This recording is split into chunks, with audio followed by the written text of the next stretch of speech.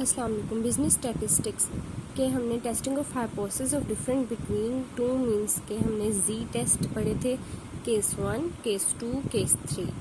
ठीक है, हमने जी टेस्ट के सबके प्रोसीजर्स देख लिए थे। आज हम इसका पढ़ेंगे केस 4 जो कि मोस्ट इम्पॉर्टेंट है। इसका एक क्वेश्चन लाजमी आ जाता है। ठीक है, testing of hypothesis of different between two means when both variance and standard deviations are unknown, both populations are normal, n1 and n2 greater than equals to 30। ठीक है, और इसको आपके पास क्वेश्चन में कुछ ऐसे लफ्ज़ दिए हुए होंगे, इक्वल, आइडेंटिकल, सेम, तो आपको पता चल जाएगा कि हमने यहाँ पे केस 4 लगाना है टी टेस्ट का। ये टी टेस्ट का हम केस 4 लगाएंगे। ठीक है, इसका स्टेप 1 क्या है, इसका प्रोसीजर देख लेते हैं। अब हम स्टेप 1 इसका सेम एज इट इज़ पिछले की तरह ही रहेगा। स्टेप 2 हमारे पास एज इट इज़ सेम रहेगा, अल्फा इक्वल्स टू 5% यानी कि 0.05। स्टेप 3 में हमारे पास क्या हो जाएगा, t equals to x bar 1 minus x bar 2 और minus mu not divided by s p under root 1/n1 plus 1/n2। ये हमारे पास फार्मूला है। ठीक है, एस पी क्या है, ये पूल्ड कम्बिनेशन है स्टैंडर्ड डेविएशन का। ठीक है, तो इसको अगर हमें ये बुक में गिवन हुआ तो गुड, लेकिन अगर नहीं गिवन हुआ तो हमने उसको इस फार्मूले से निकालना है।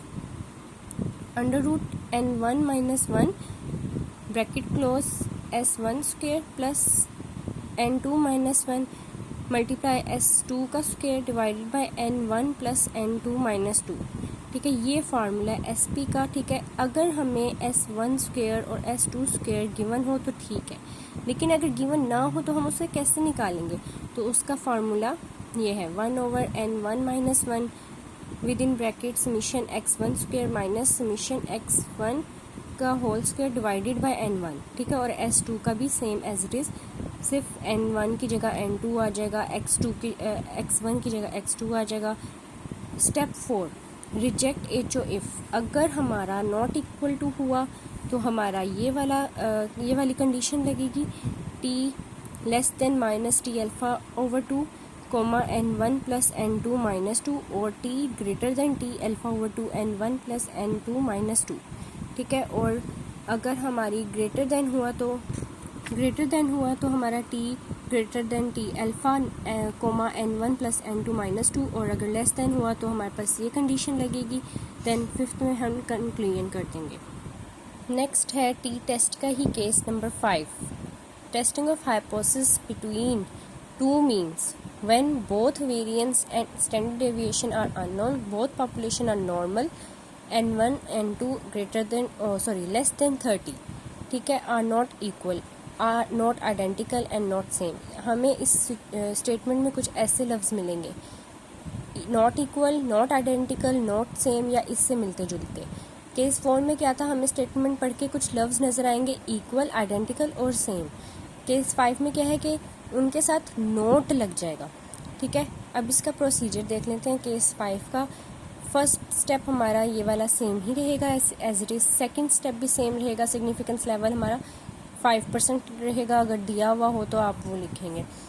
अब यहाँ पे इसका जो स्टेप 3 में जो इसका फार्मूला हो जाएगा वो हो जाएगा x1 bar minus x2 bar minus mu not divided by under root s1 का square divided by n1 plus s2 का square divided by n2। Reject H O if हमारे पास अगर ये स्टेटमेंट होगी तो ये लगेगा, और ये ग्रेटर ये स्टेटमेंट होगी तो ये वाली कंडीशन लगेगी, ये स्टेटमेंट होगी तो ये वाली कंडीशन लगेगी।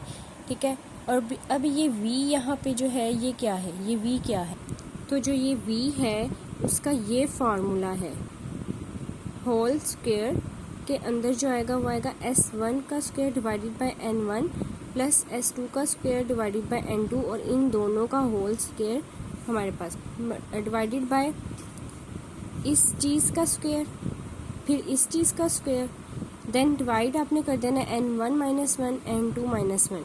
ठीक है, और इसमें क्या है कि अगर आपको ये सॉल्व करने के बाद आंसर v का 8.9 आ रहा है तो आप इसको राउंड अबव नहीं करोगे, इसको 9 नहीं लिखोगे, इसको अप्रोक्सीमेटली 8 लिखोगे, राउंड डाउन करोगे। ठीक है, और इसका 5th स्टेप में आप कंक्लूजन कर दोगे। ठीक, ये हमारा केस 5 था टी टेस्ट का।